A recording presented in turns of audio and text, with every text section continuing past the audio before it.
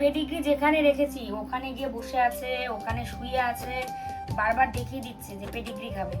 মানে এইবারে পেডিগ্রিগুলো ওর না মিক্সড পেডিগ্রি, মানে শুধু চিকেন ফ্লেভার না, আরো মনে হয় ওদের ফেভারিট কোনো খাবার আছে। দেখো মাছ ফ্লেভার আছে, দেখো যে কালারগুলো, এই যে দুটো দু কালার, হ্যাঁ এই যে ওরে গেল দুটো দু কালার, দুটো দু কালার। তো এটা ওর খুব পছন্দের খাবার আর কি। যাই হোক, তোমাদেরকে জানাই শুভ সকাল। আশা করি যে যেখানে আছো ভালো আছো, সুস্থ আছো, আমরাও ভালো আছি। আমাদের কিন্তু খাওয়া দাওয়া হয়ে গেছে, তো গুটুনকে এখন দিচ্ছি রেডি করে। আমরা খেয়েছি ওটস, দুধ দিয়ে ওটস, মানে একটু ইয়ে করে নিয়েছি চুলায়, একটু ইয়ে করতে হয় তো জাল দিতে হয়, তাহলে ওটসটা সুন্দর সিদ্ধও হয় আর হজমটাও ভালো হয়। এদিকে আমাদের একটা বাচ্চা আছে, ওই যে আমার ননদের ছেলে, কিন্তু ও খালি গা থাকলে তো ভিডিওতে তোলা যায় না। তোকে বললাম একটা গেঞ্জি গায়ে দিয়ে আসো গিয়ে, কিন্তু ও তো এখন যাচ্ছে না। যাই হোক, চলো সারাদিন সঙ্গে থাকো দেখি। আর এখন তো আমি ওকে পেডিগ্রি দিয়ে তারপরে রান্না বান্না বসাবো আর কি। খবর হয় না।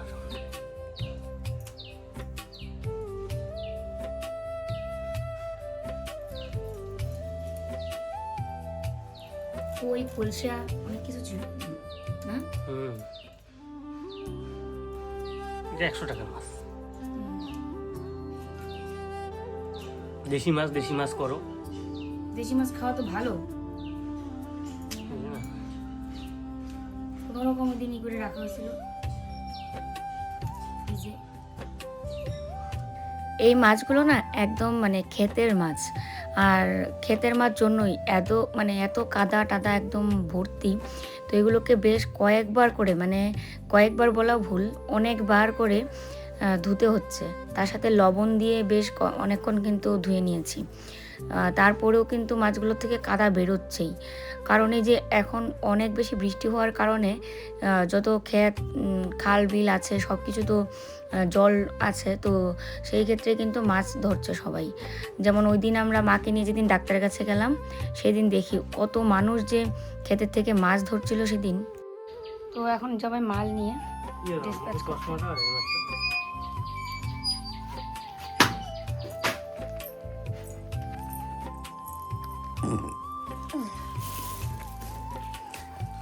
আমি ওষুধ আনলাম ঠিকই, একটা ওষুধও খাইনি।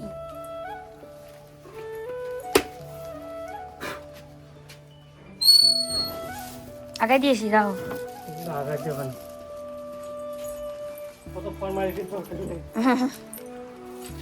ফর্মালিটি করতো।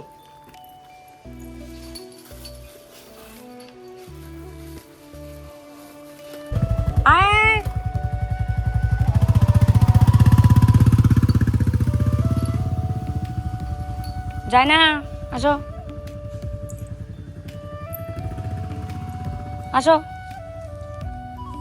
আজকে সবগুলো মাছই রান্না করব, আর ওকে বললাম যে কি রান্না করব, কচুর মুখি দিয়ে বা মুখি কচু দিয়ে কি মানে ছোট মাছ ভাল লাগবে? তো বলছে হ্যাঁ ভাল লাগবে, করো। তো ওই জন্য সবগুলো মাছই ভেজে নিচ্ছি, দু রকমভাবে রান্না করব আর কি। আর এটা কিন্তু পুরোপুরি আমার শাশুড়ি মায়ের কাছ থেকে শুনে তারপরে করছি। বলল যে জিরে, তেজপাতা আর কাঁচা লঙ্কা ফোড়নে দিতে, আর তারপরে মুখি কচুগুলো দিয়ে দিলাম। তারপরে তো ওই যে মশলার মধ্যে হলুদ, লবণ আর জিরে গুঁড়ো, আর কিছু লাগবে না। তো বেশ অনেকক্ষণ কিন্তু আমি ভেজে নিয়ে তারপরে জল দিলাম। তো মা এইভাবেই করে। আর ধনেপাতা থাকলে বিশেষ করে অনেকটা টেস্টি হয় ধনেপাতার গন্ধে, কিন্তু ধনেপাতা নেই, তো ধনেপাতা ছাড়াই করেছি। আর এই পাশে আরও একটা কড়াই বসিয়েছি, কারণ এখানে করব মাছ দিয়ে আরেকটা চচ্চড়ি। তো আমরা এটাকে না চচ্চড়ি বলি, অনেকেই মানে দেখি আমার এই কিছু কিছু কথাতে ভুল ধরে। দেখো একটা কথা কি, যে যেটা বলে অভ্যাস, বা যে যেটা আঞ্চলিক ভাষায় কথা বলে, সবসময় যে মানে ভিডিওতে যারা যে কথাটা হয়তো তোমরা বলো সেটা আমরা বলতে পারবো, সেটা কিন্তু সম্ভব না। এত কথা বলার মাঝখানে নিশ্চয়ই নিজের কথাটাও বেরিয়ে আসবেই, বা আমরা যেটা বলি সেটা বেরিয়ে আসবেই। তো যাই হোক, ওটাকে আমরা মাছের চচ্চড়ি বলি। আর এই পাশে দেখো কচুর মুখি দিয়ে তরকারিটা হয়ে গেছে, আর এই যে এখানে পেঁয়াজ, লঙ্কা আর টমেটো ভাজছিলাম আর কি, সেটাই তোমাদেরকে একটু দেখালাম।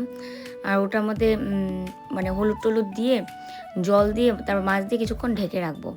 জলটা একটু শুকিয়ে গেলে তারপরে নামাবো, কারণ মাছ তো ভাজা আগেই হয়ে গেছে, আগেই ভেজে নিয়েছি, তাই ঝোলটাকে ভালো করে না ফোটালে আবার খেতে ভালো লাগবে না।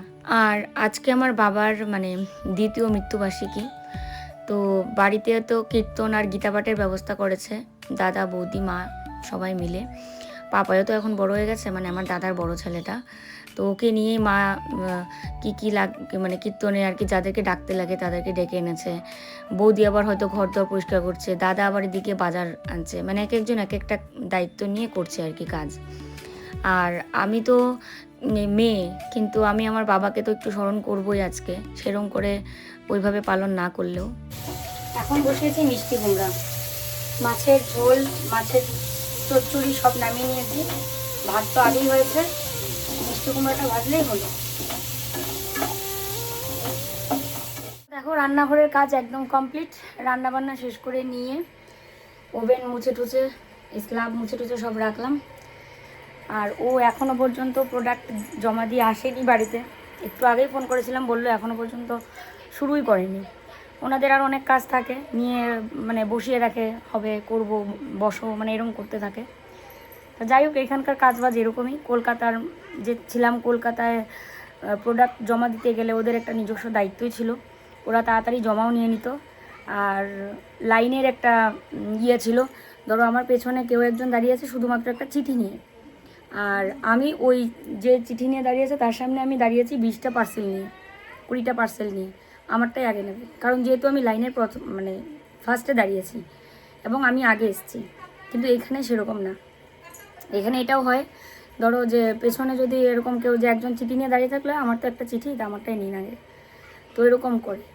আবার প্রোডাক্ট যে তাড়াতাড়ি জমাও নেবে সেটাও না, প্রচুর দেরিও হয়, মাত্র 10টা পার্সেল জমা দিতেই 1 ঘন্টা সময় লাগায়, তো বোঝো। যাই হোক চলো, আমি আজকে এখনও ভিডিও এডিট করিনি, রান্নাবান্নার কাজ শেষ করলাম। আর ভিডিও এডিট করব কখন ভিডিও দেব, স্নানটা আগে করিনি ভাবছি। বাবুর ফটোটা কলকাতা থেকে আনার পর আর এখানে আমি কোথাও মানে টাঙাইনি, কারণ বাবুর ফটো দেখলেই মন খারাপ হয়, যেটা সত্যি কথা। কলকাতায় ছিল সেটা ঠাকুরঘরের একটা ওয়ালে আমি রেখে দিয়েছিলাম, সবসময় চোখে পড়ছিল না, কিন্তু এখানে তো দুটোই ঘর, আর দুটো ঘরেই ছোট ছোট, সবারই চোখে পড়বে, আর এটা আমার শ্বশুর বাড়ি। তো যাই হোক, শ্বশুরবাড়ি বলে এরকম কোনো কথা না যে টাঙানো যাবে না, সেটা না, কিন্তু আমি ইচ্ছে করে, ওই বলছে যে টাঙিয়ে রাখলে তোমারই মন খারাপ হবে, তো যেখানে আছে মানে রাখা আছে ভালোভাবে ওখানেই থাক। মানে আলমারিতেও রেখেছিল আর কি, আরও অনেকগুলো ছবি আছে, সব ছবি তো আর কলকাতার বাড়িতে এনে টাঙানো হয়নি, তো এটাই আর কি। তো এখন এই যে আমি মানে যে ক্যাবিনেটটা দেখতে পাচ্ছ তোমরা, শোকেসটা বলি যেটা আমরা, ওটার ওপরে বাবুর ফটোটা রেখে সুন্দর করে জায়গাটা পরিষ্কার টরিষ্কার করেছি আর কি। আর ওকে বলে দিয়েছি মালা, ফল, মিষ্টি এগুলো আনতে। অনেকেই মানে মৃত আপনজন, মানে যেই হোক আর কি, যার বার্ষিকী মানে মৃত্যুবার্ষিকী করে পালন করে, ফটোর সামনে অনেকেই খাবার দেয়, আবার অনেকেই ঠাকুরের কাছেও দেয়। তো আমার যেটা মানে পার্সোনাল মতামত, আমি মানে সেরকম কোনো বলছি না যে আমার একদম এটা কারেক্ট মতামত বা কিছু, এটা আমার নিজস্ব একটা মতামত।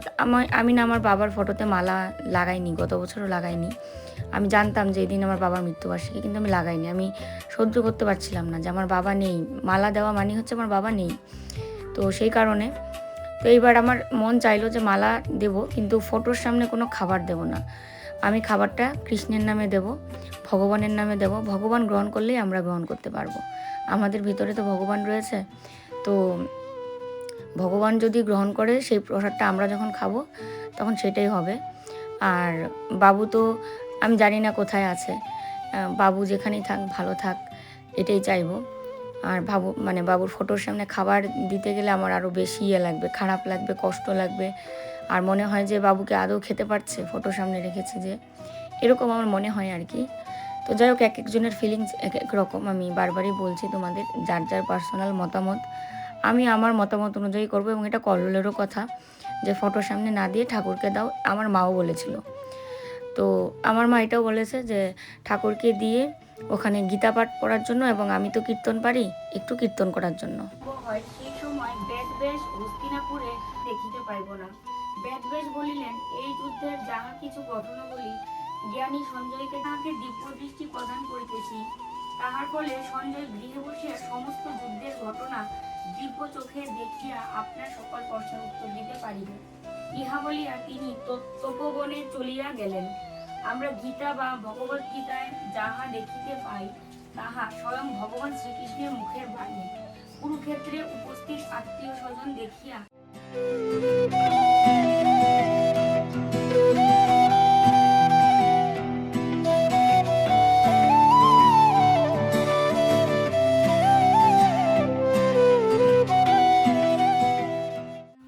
বাইরে শুরু হয়েছে বৃষ্টি। কীর্তন করে বেরিয়েই ভাবলাম যে মানে সবাইকে খেতে দিই, আর এত বৃষ্টি শুরু হয়েছে।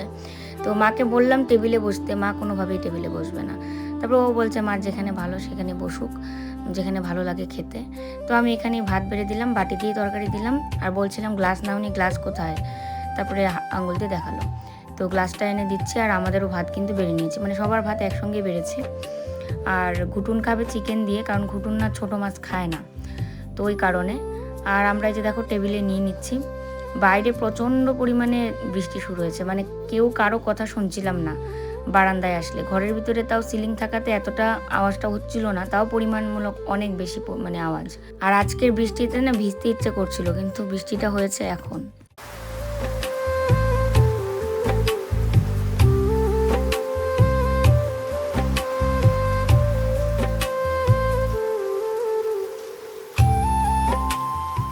দেখো আজকে রান্না তো করেছিলাম মিষ্টি কুমড়া ভাজা, তার সাথে এই যে একটা চচ্চড়ি, টমেটো কাঁচা লঙ্কা পেঁয়াজ এগুলো দিয়ে একটা ছোটো মাছের চচ্চড়ি।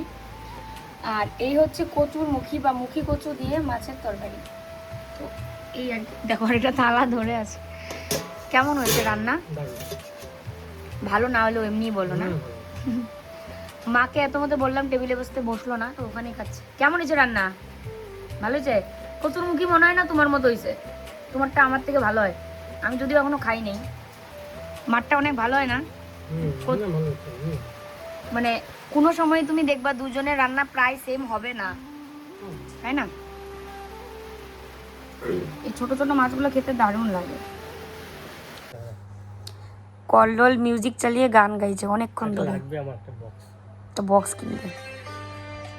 রোদ জ্বালা দুপুরে সুর তুলে নুপুরে, কিশোর ছেলে একা কেন দাঁড়িয়ে, মনে পড়ে রুবিরায় কবিতায় তোমাকে। দারুণ দারুণ দারুণ। যে গীতার এই যে রাষ্ট্রীয় কি কোনটা পড়ে, যে গীতার সারাংশ তাদের পড়ে গীতা মাহাত্ম।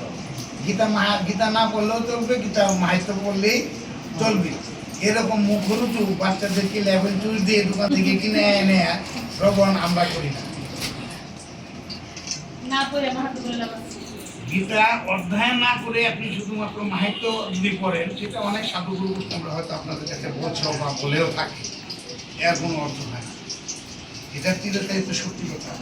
আপনি এটা মেলায় দেখবেন, এটার ভিতরে কি আছে পড়বেন, জানবেন, বুঝবেন, শিখবেন। তাহলে গীতার মাহাত্ম্যটা কি এটার ভিতরে লিপিবদ্ধ করা আছে না? এটা মূল কথাটাই তো মাহাত্ম্য, তাই না? এটার মূল কথাটা মাহাত্ম্য করে সাজাই দিছে যে আমি গীতা না পড়লে কি হবে, কেন আমাকে গীতা পড়তে হবে, গীতা পড়া কি দরকার। এই 7টা শ্লোক পড়লে কি সবকিছু হয়ে যাবে? না।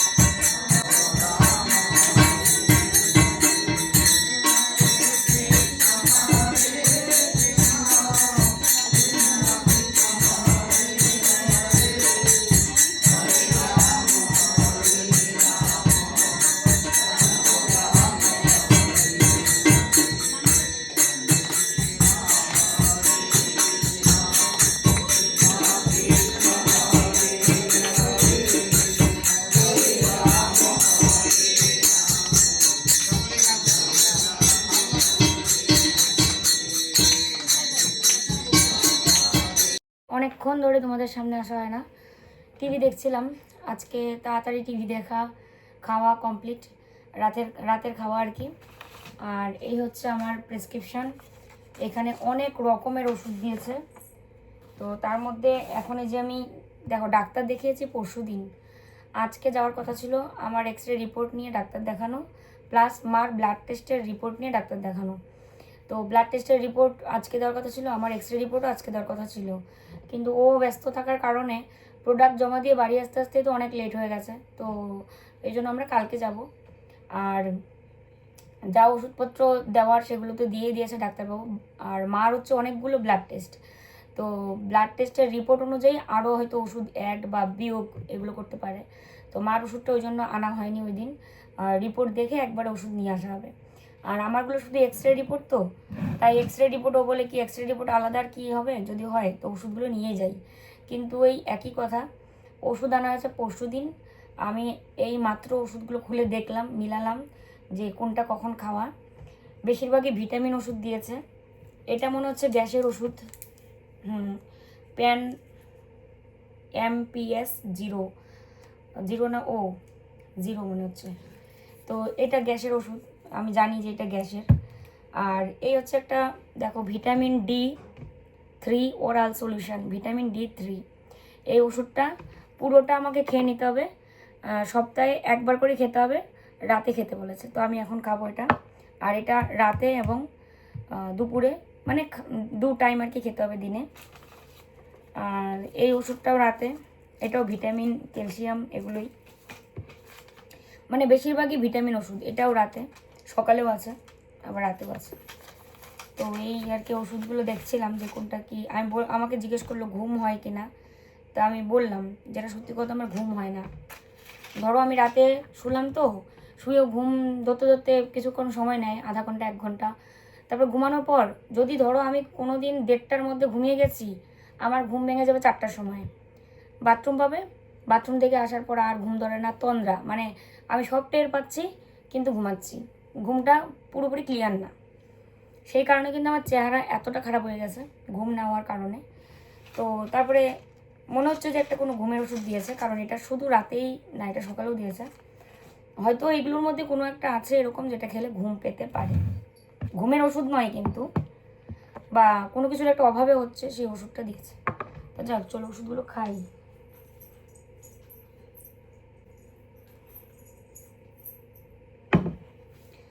ট্যাবলেটগুলো আগে খাই, তারপরে সিরাপ খাবো। আমার না এই সিরাপটা দেখলে গা গুলায়, আমি এটা খেতে পারি না। দেখো এটা কত বড় ট্যাবলেট, বাপ রে বাপ, গরুর ওষুধ নাকি? দেখো তো, ছোটোবেলায় এগুলোকে গরুর ওষুধ বলতাম, ওই জন্য বললাম।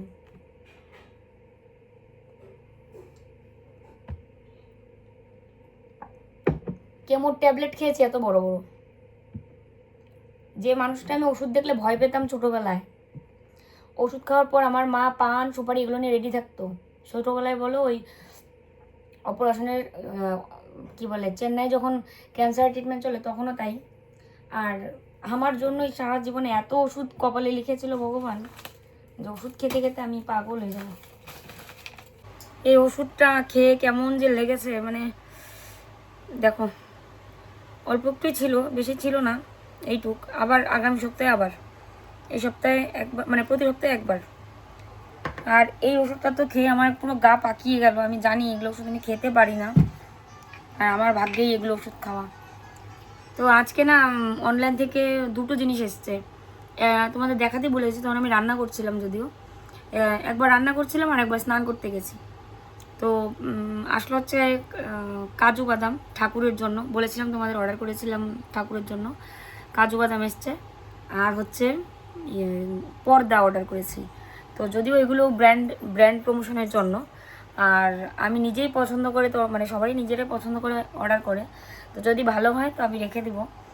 চলো পর্দাগুলো তোমাদেরকে সঙ্গে নিয়ে খুলি, চলো। আচ্ছা, কালকের ভিডিওতে আমি স্কুটি চালিয়েছিলাম, তোমরা কারা কারা দেখেছিলে একটু কমেন্ট করে জানাবে তো। বিকেলের দিকে আমার পেছনে আমার একটা ভাই ছিল, মানে আমার দেওর, আর আমি স্কুটি চালাচ্ছিলাম কিন্তু। তো সেই শ্যুটটা কল্লোল করেছিল, তোমরা দেখেছিলে কি না কমেন্ট করবে। আর আজকের ভিডিওতে আমার বাপের বাড়িতে কীর্তন আর গীতা পাঠটা তোমরা দেখেছো কিনা সেটাও কমেন্ট করো। যারা দেখতে পারোনি বা বুঝতে পারোনি তারা আবার একটু ভিডিওটাকে টেনে নিয়ে দেখে আসতে পারো। আমার দাদা বৌদি আমার মা মানে সবাই মিলে এখন শহরে থাকে, তো গ্রামের বাড়িতে আর থাকে না বাচ্চাদের পড়াশোনার জন্য, এবং আমার দাদা বৌদির কাজের জন্য শহরে থাকে। আমরা যেমন ফ্ল্যাটে ছিলাম ওরাও থাকে এরকম আর কি, ভাড়া বাড়িতে। তো সেখানেই কীর্তন আর গীতাপাঠের ব্যবস্থা করেছিল এবং সবাইকে মানে প্রসাদ হিসেবে খাইয়েছিল হচ্ছে চিড়া, মুড়ি, দই, মিষ্টি আর অনেক কিছু। তো যাই হোক, পর্দাগুলো এসছে, দারুণ হয়েছে, দারুণ। আমি তো পছন্দ করে অর্ডার করেছি, তো এতটা ভালো আসবে বুঝতে পারিনি। এর লিঙ্ক আমি তোমাদেরকে দিয়ে দিব, তোমরাও নিতে পারো। দরজা আর জানালার পর্দা। তো চলো আজকের ভিডিও এখানেই শেষ করছি। সবাই ভালো থেকো, সুস্থ থেকো।